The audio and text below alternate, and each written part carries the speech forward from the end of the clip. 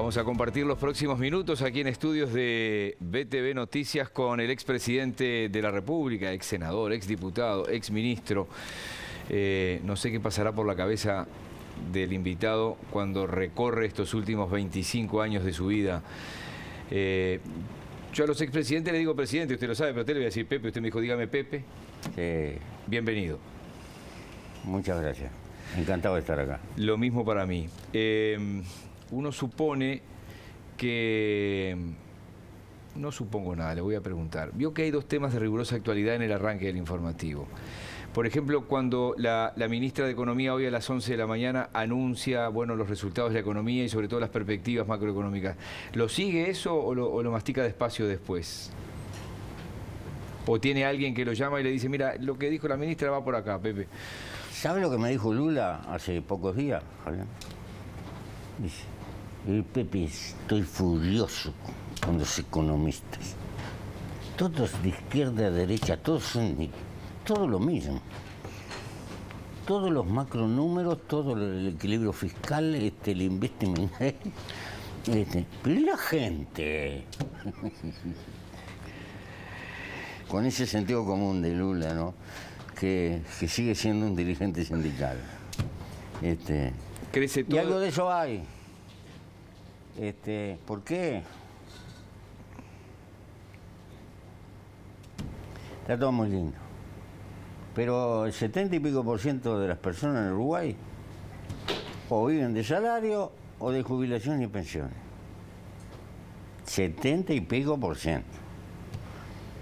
Si usted no emparda, por lo menos, el salario con la inflación, y la gente está perdiendo. Eso... Sí, además las jubilaciones van atadas al índice medio de salarios desde el 89, ¿no? Y no es poca gente, es mucha gente. Y esa es la que duele. Pero ojalá que lo que dice la ministra sea efectivo y que le vaya mejor. Hay contradicciones. El campo anda fenómeno. Y ya hace 2 años que anda fenómeno. Y los precios son buenos, estamos en una coyuntura de viento a favor. El precio de la carne está tocando el techo. Se han vendido animales a $5. Sí, no, los terneros nunca habían tenido el precio que tienen hoy. Bueno, le va bien. La cosecha de invierno fue buena. Hubo una sequía que dejó algún rastro, la soya se recuperó, pero los números están buenos. Y ya van 2 años. ¿Y entonces? Ahora, ¿quiénes son? Porque acá dijeron que están con el campo, macanudo. Pero en el campo, los que más trabajan, y que deben de ser los uruguayos que más laburan, son los productores familiares, chicos, con su familia. Y después, ellos no mueven la aguja porque poco capital... Lo que repercute en la economía son las empresas. Y las empresas, el grueso de lo que trabajan son asalariados. Yo me hago esta pregunta. Si va tan bien, ¿no se podía haber empardado al peón rural con la inflación? Por lo menos. ¿Por qué le digo esto? Porque junto con Australia, el Uruguay es el país que todo lo que exporta agropecuariamente tiene la mayor participación de mano de obra asalariada. ¿Ah? Por eso, si se quiere ser relativamente justo, ampárelo. Yo no pretendo que, por ejemplo, la gente que trabaja en el turismo, con la desgracia que ha habido, que no la esté pasando mal y que los salarios vengan para abajo y que tengan dificultades. Pero cuando un sector va bien, conozco una gran empresa, excepción en Uruguay, no puedo dar el nombre porque...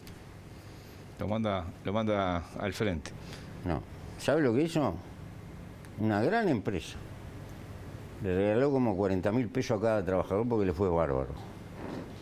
Pero eso es una cosa que no es de este mundo. Y en eso, con ese momento de estos buenos precios, habría que que tocar algún impuesto o algo para que desde el agro, desde el campo derramara un poco más? Esa es otra. Bueno, si usted lee la literatura de la asociación rural desde que se fundó, siempre está con los impuestos año a año.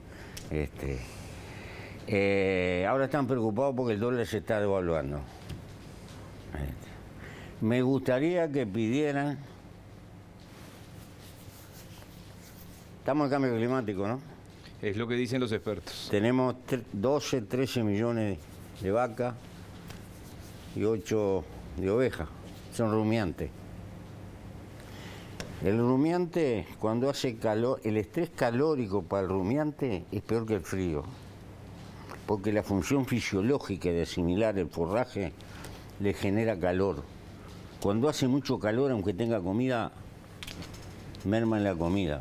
Eso, si lo multiplica por 13 millones, es una fortuna. Si los ganaderos en este país estuvieran pidiendo, queremos hacer un potrero de verano con sombra y agua, necesitamos ventaja, me parece que sería mejor que lo que están pidiendo. Porque este país, en primer término, es ganadero. Pero hace 2 años, 3 años que estamos hablando de silvopastoreo y no pasa nada. Mencionó a Lula y acá la producción puso 50 preguntas, 50 digo separados, 50, pero no nos va a dar el tiempo, así que tranquilo. Habla seguido con Lula. ¿Es un hecho que va a ser candidato Lula? Oficialmente no ha dicho, pero yo apuesto que sí. Apuesta que sí. Sí. Este otro tema que vio ahí de la intendenta, ¿está alejado de COSE usted? ¿Se alejó el MPP de COSE? No, yo no me alejé. Estoy alejado de todo el mundo, porque vivo como un ermitaño. Pero usted me entiende. Cuando salgo a la esquina, no, políticamente alejado, no estoy alejado. No. ¿Y este ida y vuelta, este préstamo del BID, lo sigue de alguna manera o le parece charamusca y sigue en lo suyo? Me parece que el sistema político tendría que haberse puesto de acuerdo en eso, si vale la pena o no vale la pena. Y cómo se gaste y eso. En realidad yo he ido cambiando mi manera de pensar también con respecto a los préstamos. ¿Sabe lo que el segundo presidente de Estados Unidos, sabe lo que decía? A ver. Hay 2 maneras de dominar una sociedad, por la espada o por la deuda. Cuanto menos se deba, mejor. Pero estamos en ese tobogán. Vamos a hacer una breve pausa, le voy a pedir y vamos a seguir. Le pregunto, ¿usted se siente el creador de Fernando Pereira como presidente del Frente Amplio? No, Fernando Pereira es un viejo militante, tiene... ¿Pero lo propuso usted cuando no aparecía nadie que fuera un candidato que tuviera un mínimo consenso? Bueno... Porque uno averigua y dice, eso se le ocurrió a Mujica y fue una genialidad porque no había nadie que tuviera consenso. Mire, una noche me fui a Canelones, que asumía Yamandú, y estaba en el estrado Carámbula, y le dije, vos tenés que ser el candidato del frente. ¿A vos te parece? Sí, me parece. Porque Carámbula es un hombre que todo el mundo lo quiere. Sí. Un temperamento, ¿entiendes? Y bueno, no se pudo dar, y después quedamos colgados. Y lo de Pereira me pareció importante, sí. Pero Pereira tiene pantalones largos, él es un viejo militante. Y es un hombre de diálogo. Y este país precisa gente que hable.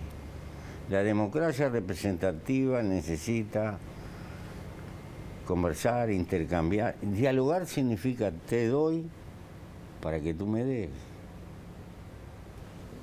Usted sabe que hablé con su esposa en Radio Carve ayer de mañana y la dejo abierta la puerta para enseguida de la pausa y me dijo, yo le dije, ¿qué le dejaron estos 22 años en el Parlamento?